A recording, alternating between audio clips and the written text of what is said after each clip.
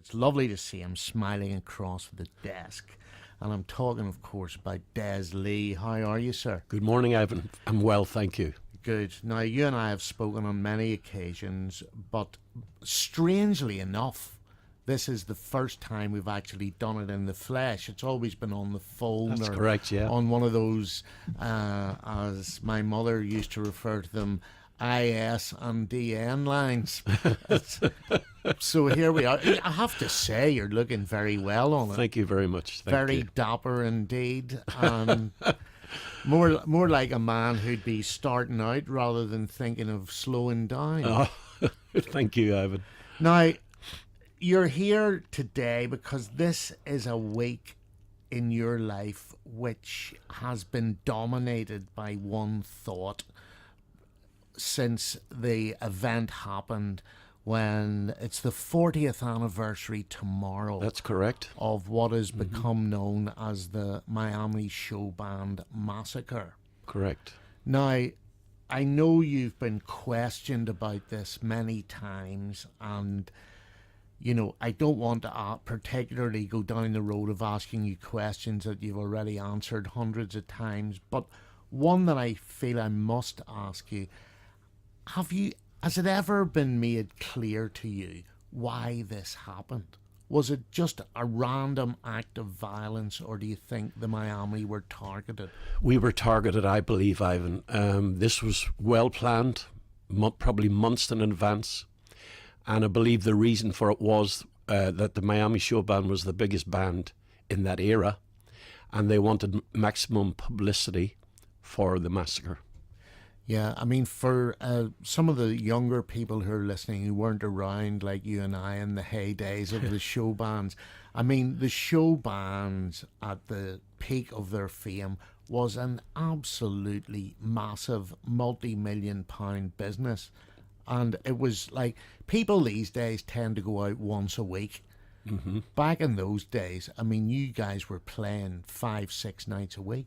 We often played, Ivan, 30 nights in a trot without a day off. Yeah. And we were known as the Irish Beatles. Yeah. In our heyday. And that was just such a special time. I mean, we think about those big ballrooms around the country, you know, like the one at Sea Point outside Galway. Galway, that's right. That was our last gig before the massacre. Is that right? That's right. We actually amazing that I should just come into my head. Yeah. No, we were actually playing at Sea Point. It was for the Galway races, which is currently on at the moment. Yeah. And we would play the Galway races every year. And on that day that we were playing in Galway, we got word that Tom Dunphy from the Royal Show Band had been killed in a car accident going to Galway to meet up with Brendan Moyer, because they were going to be playing the night after us. And the whole talk the way home to Dublin from Sea Point was all about Tom Dunphy and his family, his wife and children, not knowing 24 hours later 3 of our lads would be dead. Now, you'd played in the Castle Ballroom in Banbridge. You were travelling back to Dublin. Now, Ray Miller didn't travel with the band. I'm assuming, I don't know, but I'm assuming it's because he was from a family in Antrim. I knew his brother Ronnie, who had a record shop. That's right. And I assume because it was so close, he decided to go home and see the family. Is that? That's correct. Ray travelled back after Banbridge, straight back to Antrim, where he was living at the time. Right, okay. So he wasn't in the truck. You guys are going along on a journey you've done loads of times. Tell me what happened. We left the ballroom in Banbridge. It was called the Castle Ballroom. And we did what we normally do after every gig, speak to the fans, sign autographs. Then we'd have a cup of tea, prepare ourselves to get on the road. We left heading for Dublin. We were stopped at what we thought was a normal road check. And we thought nothing of it because we were used to so many roadblocks. And we were asked to get out of the van. We were lined up against the ditch. And we were asked questions like age, date of birth, name, where you're living, all the usual questions. And then I asked, could I go to the van and get my saxophone and put it out in the road, which I did. They allowed me to do that. And instead of going to where I was in the lineup, I was third on the left. I actually stood last in the line, closest to the actual our minibus. I wasn't aware at that time that two of the guys were putting a 10-pound bomb into the van, and all of a sudden there was an explosion, gunfire, screaming, crying, shouting, and I was thrown into the ditch with the explosion of the minibus, and I lay down in the grass. I had done that after watching GI movies about Vietnam. The Americans would do that, and I lay down in the grass, face down, held my breath as long as I could, and I could hear the commotion going on around me, but the minibus in the explosion had set the ditch on fire. And as the fire came close to me, I realised I'm going to have to run. And I called out Fran, Bran and Tony. I got no response. Then I called Stephen. Stephen was moaning. I knew he was still alive. And I ran up onto the ditch, onto the main road to try and get into Newry Police Station. And you tried to hitch a lift, and there was with a lorry, and it didn't stop. But a young couple stopped and gave you a lift into Newry. Am I right here? That's correct. That's right, Ivan. And have you ever met those people since? No, we're actually appealing currently for anyone that knows who they are to come forward, because I'd love to meet them. Yeah, I'm sure. I mean, love to meet them. You owe them a lot. A lot.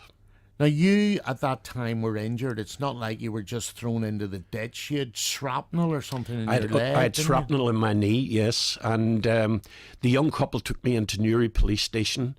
And from there, they took me to Daisy Hill Hospital to have my knee looked at. And from there, back to the police station again to tell them exactly what happened on that night. And also to draw up an identikit, and which I did. And it was very, very close, actually, to one of the men that was arrested. Now, when did you actually find out that 3 of your closest friends were dead? Later that morning, probably around about midday. Uh-huh. I got into the police station around about, I would say it was 2 o'clock in the morning. Yeah. And the following morning I was told exactly who was killed. So it was Brian McCoy, and there was Tony Gaggerty. Yes. And, of course, Fran O'Toole. Yep. Now, at that stage, Fran O'Toole, I mean, there was the big songs like Clap Your Hands, Stamp Your Feet, and those. But he had a song out, Shine On, Shine On. There's a ballad, Love is Warm, Love is Sweet. That's love it, yeah. Is, the song is actually called Love Is. Love I wrote that with Fran. You wrote that, Yeah. did you? Yeah. Now that I had a record shop at the time in Belfast. People were saying to me, this is going to be the one that turns Fran O'Toole into a star beyond Ireland. Correct. I mean, so all of this happened, and it was a double tragedy from that point of view as well, wasn't it? Yeah, well, 12 weeks after that, Ivan, Fran was due to go to Las Vegas to a music convention to be launched as a solo entertainer. Yeah. And I personally believe he would have been a world star because he had the looks, he had the voice, and he was a brilliant musician. Yeah. And me as a songwriting partner, I was looking at this as, wow, what's this going to, come to in the end? Yeah. I was really looking forward to doing a lot of songwriting with Fran and hopefully get that break, but it wasn't to be. No. So how did you pick yourself up after this? How did you say to yourself, right, I'm going to lift this saxophone, I'm going to go back onto this stage, I'm going to perform in the light of what had happened? How long did that process take? It took about 6 months for us to get back on the road again, but Ivan, it wasn't the same. Looking around the stage and not seeing Fran, Bran and Tony just wasn't the same to me. And I only lasted about 9 months in the new Miami at that stage, and I left to form my own band. And did you play here, or did you at that stage go away to South Africa? Well, I didn't feel safe in coming back to play, for example, in Northern Ireland. Yeah. We played mostly in the south of Ireland. But then it came to a stage where I really wasn't very, very happy at all in the music industry in Ireland. And I decided to emigrate. Yeah. So I emigrated to South Africa for 23 years. Yeah. I mean, things were changing anyway, weren't they, for the show bands? And country was becoming much more prevalent in the Irish band scene. That's right. And social habits changed too, didn't they? Yeah, they did. I mean, the ballrooms, people find this incredible. but it was just like we accepted it. The ballrooms were not licensed. Yes. If you wanted a drink, you couldn't get anything better than an orange in a ballroom. Yeah, that's right. So you go, that was changing. People wanted to go to venues where they could have a drink and be entertained as well. There was the rise of cabaret. There was all of that. So, considering what had happened to you was reason enough to go to South Africa.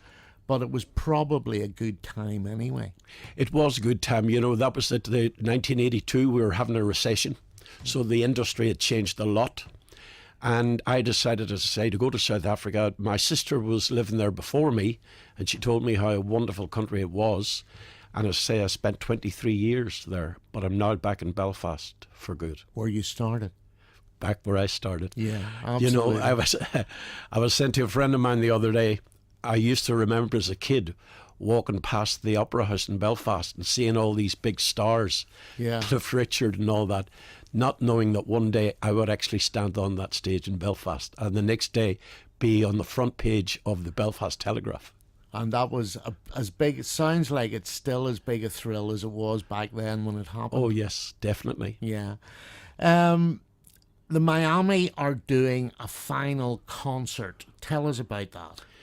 We're doing it's Linen Fields, and we're doing that in August. That's in Banbridge, the That's Linen correct. Fields Festival. Yeah, that's right. Well, isn't it funny that we're going back to the place where it all happened, Banbridge? Yeah. But yeah, we're looking forward to that concert. But there's a lot of things going on at the moment. I've for example, on Saturday in Dublin, at the monument in Dublin, which is in Parnell Square, we have a wreath laying ceremony. Yes. And then on Sunday, we're having another wreath laying ceremony at Buskill. Yeah, that's the scene of the shootings. That's correct, yes. Isn't it? Yeah. And that's this coming Sunday at 2:30. Yes, 2 o'clock. I think it is 2 o'clock. Well, yeah, 2 o'clock. 2 o'clock. Yes, sorry okay. about that, Ivan. No problem.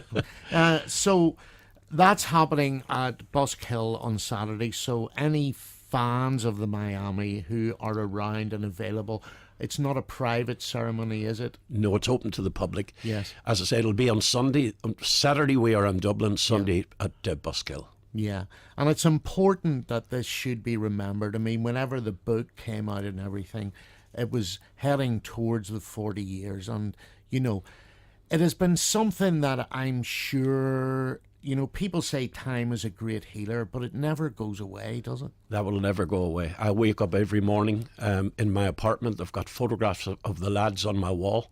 Yeah. So I see it every day of my life. Yeah, but you've learned how to live with it. I've learned how to live with it, yeah. Yeah. Yeah. Des, I do appreciate you coming in and speaking so frankly.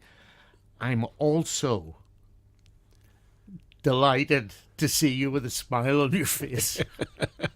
Yeah, thanks, Ivan. I'd just like to say that we have the monument now in Parnell Square in Dublin, and the bridge in Bray has been renamed Fran O'Toole Bridge. Yeah, I read about that. That's fabulous. Yeah. And then outside the house that he was born, they put a blue plaque. Mm-hmm. What I'm aiming for now, I want a monument in Belfast for the lads. Yeah, that would be nice. Yeah. And there were so many supporters here, and as Phil Lynott used to call them, the supporters, fans. There's so many fans of the Miami here. And is this definitely going to be the last gig? I'm an entertainer. It keeps me alive. Yeah. And as long as I can stand on a stage and sing and play a saxophone, I intend to do it, whether that's with the Miami or not. Yeah. Only time will tell. That's what I wanted to hear. Des Lee, always a pleasure. Thank you so much. Thank you so much. Cheers. You. Thanks. No matter how near or far you're going this summer, be a smart mover and take TransLink to the airport. Departing from every 15 minutes for £7.50 single, or just £25 for a family return ticket. Take TransLink to Belfast International Airport. And for £2.50 single, departing from every 20 minutes, we'll take you to George Best Belfast City Airport. So make the smart move and catch an airport express service from Europa Bus Centre. Visit translink.co.uk for details. TransLink, let's go together. Are you tired of being tired and need a new mattress? Or is it time to buy a new sofa? Then don't miss the Harvey Norman Sofas, Beds and Mattress half-yearly clearance. Contemporary fabric sofas from just $279. Recliner sofas from only $525. Irish-made memory foam mattresses from $199. And solid pine double bed frames from only $179. Plus up to 3 years interest-free. Available with 0% APR. Harvey Norman Sofas, Beds and Mattress half-yearly clearance. Now on. Tennent's Vital Festival presents The Script, Codaline, Annie Mac, Clean Bandit, and Jack Savaretti. Boucher Road Playing Fields, Belfast, Sunday, August 30th, subject to licence. Find out first at facebook.com/tenantsvital. Tickets on sale now. Tennent's Vital. For the facts, visit drinkaware.co.uk. This is Dom from Insure and Go. There's a beach in a field in Spain. In a field. It's actually a sinkhole that's flooded with a sandbank. Despite being 320 feet away from the sea, the field beach is fully tidal because it has a series of underground caves that are connected to the sea. Imagine having a lovely country walk, then, oh, a beach. Dom loves a travel fact and he cares about your travel insurance too. So visit insureandgo.com. Insure and Go. Take us away with you. We went for a meal at Woolsey's. Dad's pockets are down to his knees. But kids eat free, so that suits me. Now we can go back to Woolsey's. Woolsey's Restaurant Banger. Kids eat free every day before 7 p.m. with paying adults. You can't beat a bit of quality. You can't beat a bit of Brennan's.